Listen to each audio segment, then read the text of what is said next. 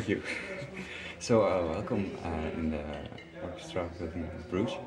Uh, you're gonna bring a piece tonight, Lumiere 3. What is Lumiere 3? Well, Lumiere 3 is the third version of my now 6-year-old project Lumiere. It's a piece for sound and lasers, and I try to do something with lasers that is different from what people already experienced. And in a way, I treat them like musical instruments, and I create shapes and colors and movements, and these are synchronized to sound. And what I try to achieve is two things. There's one component which has very much to do with the nature of the medium, that I can play with perception, that I can play with after images, with something which is called persistence of vision, which is you draw something very fast and the eye constructs the rest of the data by itself. Or I draw something and suddenly I turn the laser off and negative images appear that are darker than black. So in one way, what I do with the lasers is very archaic and very much focused on the experience of light. There's another component, and this has to do with the fact that I like to create an overall arch of, well, almost narration.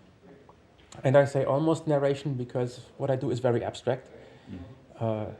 It's very simple figures, it's lines, it's circles, it's squares, it's organic shapes, but it's never really explicit.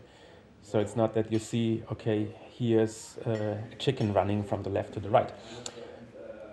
But still, I believe what I can achieve is that you have an idea about an overall narrative with a beginning and with things happening in the middle and things happening at the end. And there's a lot of hidden hints there. There's a lot of references there, which some of them are very easy to decode. There's references to science fiction movies in the way how I, for instance, deal with text. There is text, there's things which are obviously text, but at the same time, this text is not displaying a known font. So you see that just due to the structure of what is there, symbols aligned in a row, you understand that this is text. But the symbols are not letters from any known alphabet, and therefore you can't decode them.